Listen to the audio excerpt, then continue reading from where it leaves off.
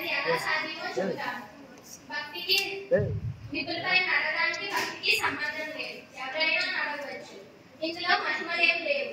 చాలా చోట్ల జన విజ్ఞాన కార్యకర్తలు అగ్నిగుండాలు పేర్చి వాటిపై అవలీలగా నడుస్తూ ప్రజల్లో శాస్త్ర ప్రచారం చేస్తున్నారు. దీని వెనుక ఉన్న శాస్త్రీయ వివరణ విన్న తర్వాత ఆయా ప్రాంతాల్లో ఉండే పిల్లలు పెద్దలు అందరూ ఆనందంగా నిప్పులపై నడుస్తున్నారు.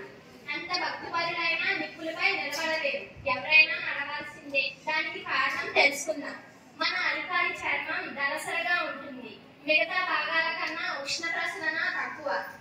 మనం నిప్పుల పైన అడుగులు వేసినప్పుడు ఆ వేడి శరీరంలోకి వెళ్లి గాయం కలిగించే లోపే అడుగులు వేస్తాం, కాబట్టి కాగదు.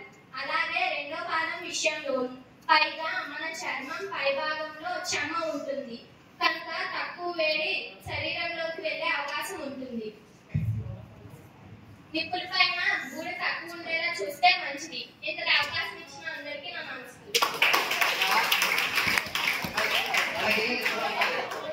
ఇప్పుడు నడవాలంటే రెండు కారణాలు.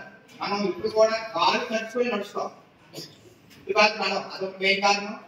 సెకండ్ దగ్గర బూడి తక్కువ ఉండాలి, ఎక్కువ బూడిదుంటే ప్రమాదకరం. కాలు కట్టుకునే దాన్ని ఫాస్ట్ గా నడాలి, స్లోగా నడిచి మళ్ళీ ఇబ్బంది అవుతుంది. ఫాస్ట్ గా నడడం, కాలు కట్టుకున్నాక బూడి తక్కువ చూసుకుంటే మనం కూడా ఈజీగా నడవచ్చు.